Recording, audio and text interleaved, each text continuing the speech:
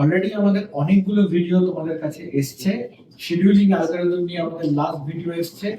আজকে আমরা শিখবো শিডিউলিং প্রসেস, অর্থাৎ কি করে শিডিউলিং করতে হয়।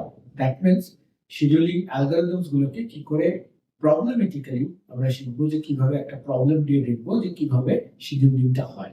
তার জন্য আমরা প্রথম বেছে নিচ্ছি যে নন প্রিমিটিভ শিডিউলিং অ্যালগরিদম। নন প্রিমিটিভ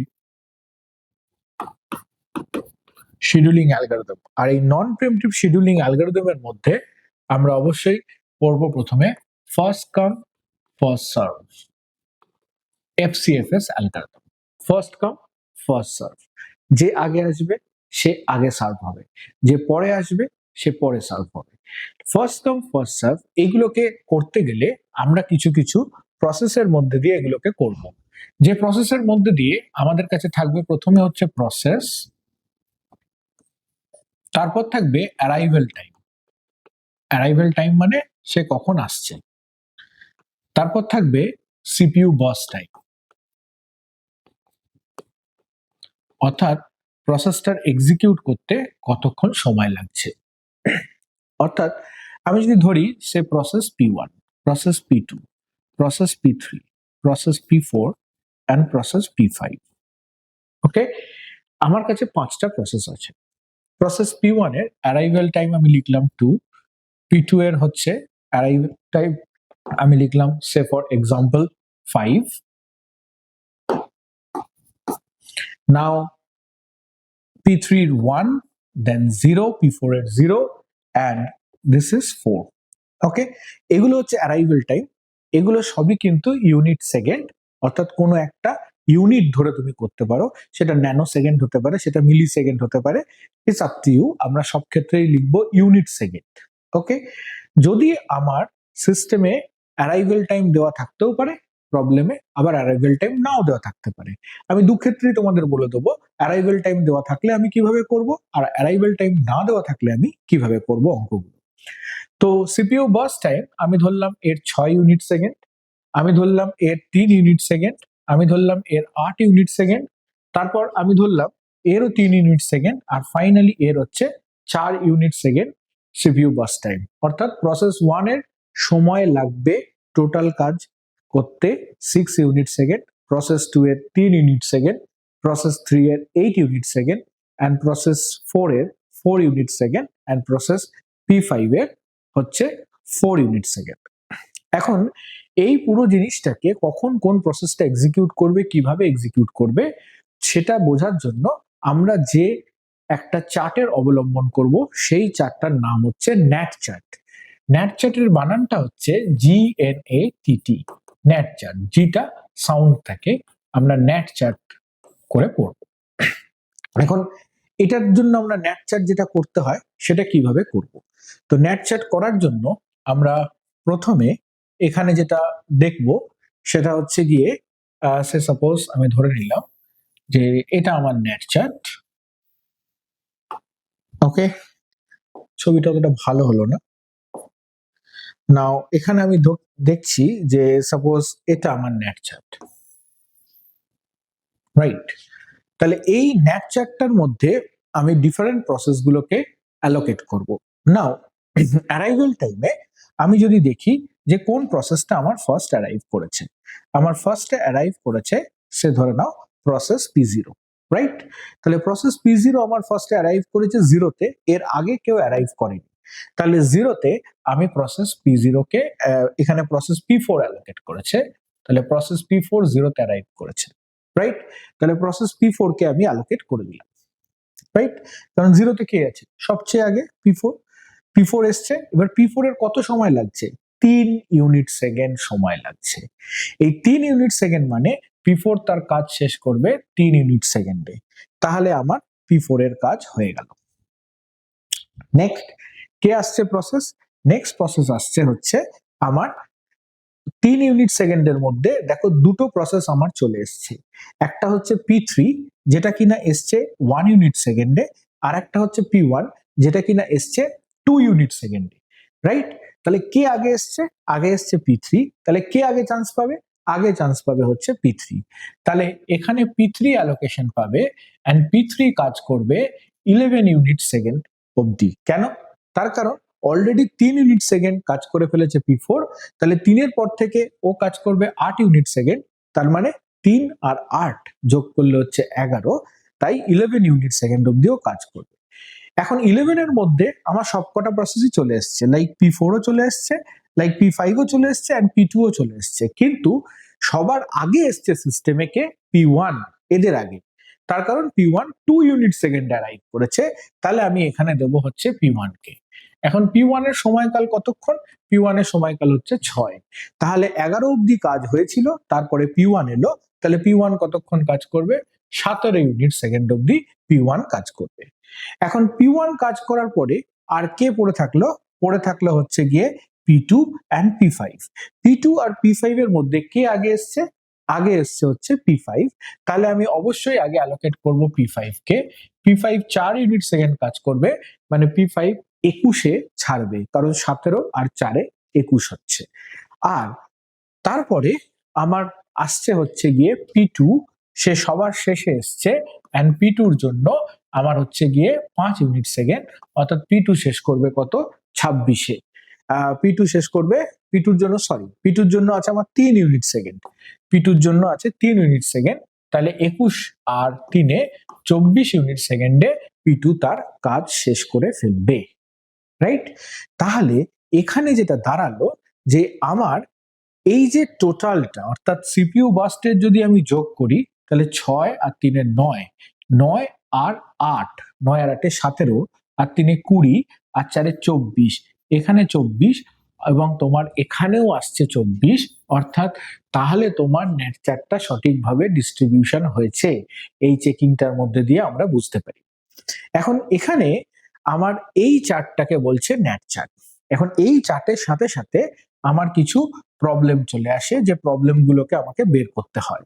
যেমন আমি যদি এক্সাম্পল হিসাবে বলি, সেটা হচ্ছে প্রথমে বের করতে হবে যে কমপ্লিশন টাইম, কার কমপ্লিশন টাইম কত, that means city, completion time মানে সিটি।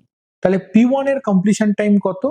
P1 শেষ হয়েছে 17-তে, তাই P1 এর কমপ্লিশন টাইম 17। ওকে, নাও P2 এর কমপ্লিশন টাইম কত? লাস্ট দেখো 24, P2 এর কমপ্লিশন টাইম 24। P3 এর কমপ্লিশন টাইম কত? P3 এর কমপ্লিশন টাইম ন্যাট চার্ট দেখে আমি বলতে পারবো যে P3 11-তে শেষ হয়েছে। P4 এর কমপ্লিশন টাইম কত? P4 এর কমপ্লিশন টাইম হচ্ছে 3। P5 এর কমপ্লিশন টাইম কত? P5 এর কমপ্লিশন টাইম হচ্ছে 21। তাহলে এগুলো আমরা পেয়ে গেলাম হচ্ছে কমপ্লিশন টাইম। নাও কমপ্লিশন টাইম বের করার পর আমাদেরকে যেটা বের করতে হয় সেটা হচ্ছে গিয়ে turnaround time, turnaround time. Okay, so that means it should be turnaround time, TAT। Turnaround time হচ্ছে completion time minus arrival time. আমি যদি এখানে লিখি turnaround time, turnaround time, completion time minus arrival time. Okay, so completion time কত? 17, arrival time কত? 2, তাহলে turn around time হবে 15। Completion time কত? 24, অ্যারাইভাল টাইম 5, তাহলে টার্ন অ্যারাউন্ড টাইম হবে 19। কমপ্লিশন টাইম কত? 11, অ্যারাইভাল টাইম হচ্ছে 1, turn around time হলো 10। কমপ্লিশন টাইম হচ্ছে 3 অ্যান্ড অ্যারাইভাল টাইম হচ্ছে 0, 3 মাইনাস 0 হচ্ছে 3। কমপ্লিশন টাইম হচ্ছে 21 মাইনাস 4, তাহলে হচ্ছে আমার টোটাল এখানটা দাঁড়াচ্ছে 21 থেকে 4 বাদ গেলে 17। ওকে, দ্যাট মিনস এগুলো হলো আমার টার্ন অ্যারাউন্ড টাইম, রাইট? এখন টার্ন অ্যারাউন্ড টাইমের ক্ষেত্রে আমরা যদি টোটাল টার্ন অ্যারাউন্ড টাইমটা দেখি এখানে, অর্থাৎ যদি সব কটাকে আমরা যোগ করি, অর্থাৎ দেখো 15 আছে, 10 আছে, 19 আছে, তাহলে এখানে যদি আমি সব কটাকে যোগ করি, তাহলে যোগ করার পর আমার নাম্বার অফ প্রসেস দিয়ে যখন আমি ভাগ করব, তখন আমি পাবো অ্যাভারেজ টার্ন অ্যারাউন্ড টাইম। চলো এটাকে যোগ করি, 5 আর 4 9 14, 14 আর 3 17, আর 14 আর 3 17, আর 7 24-এর 4, হাত থাকলো 2, এখানে 1 2 3 4, দ্যাট মিনস 64। তাহলে টোটাল টার্ন অ্যারাউন্ড টাইম হলো, দ্যাট মিনস আমরা যদি দেখি সে টোটাল টার্ন অ্যারাউন্ড টাইম হলো 64। ওকে, 20, 15, 35, 35 আর 10 হচ্ছে 45, 45 আর 20 হচ্ছে 55, আর 45 আর 20 হচ্ছে 64। ঠিক আছে, তাহলে আমরা দেখলাম যে 64 এলো। তাহলে 64, এবার যদি আমি বলি অ্যাভারেজ টার্ন অ্যারাউন্ড টাইম সমান 64 ডিভাইডেড বাই 5। ওকে, তাহলে কত হলো? 5 বার 60 আর 0.8। ওকে, সো 50 40, তো 12.8 ইউনিট সেকেন্ড হচ্ছে এর অ্যাভারেজ টার্ন অ্যারাউন্ড টাইম। এইভাবে আমরা ওয়েটিং টাইমও বের করতে পারি। ওয়েটিং টাইম কি? ওয়েটিং টাইম যে P4 সে ধরো P1 কতক্ষণ এক্সিকিউট করছে, P1 কখন শেষ করছে, P1 হচ্ছে কমপ্লিশন টাইম হচ্ছে গিয়ে 17। সি ধরো P1 কখন রেসপন্স পেয়েছে, লাইক ফার্স্ট রেসপন্স হচ্ছে 11, P1 এসছে কততে? 2 এ। যদি আমি এইখানে যে P1 এর যদি আমি দেখি ওয়েটিং টাইম কি, P1 ফার্স্ট রেসপন্স পেলো 11 আর এসছে 2 এ, তাহলে হলো 9। P2 এর ক্ষেত্রে যদি দেখি, P2 কোথায়? P2 এসছে হচ্ছে 21-এ, P2 চান্স পেয়েছে 21-এ, বাট এসছে 5-এ, তাহলে এখানে হলো আমার 16। ওকে, সিমিলারলি যদি আমি দেখি যে P3 কখন? P3 হচ্ছে এসছে হচ্ছে 3-এ, মানে চান্স পেয়েছে 3-এ আর এসছে 1-এ, তাহলে 2। P4 0-তে এসছে, 0-তে চান্স পেয়েছে, তাহলে ওর 0। তাহলে যদি আমি সে অর্থে দেখি যে P5 চান্স পেয়েছে কত? 17-তে, বাট P5 এসছে কত? 4-এ, তাহলে হলো 13। ওকে, তাহলে টোটাল ওয়েটিং টাইম যদি আমি দেখি এখানে, that is total waiting time কত?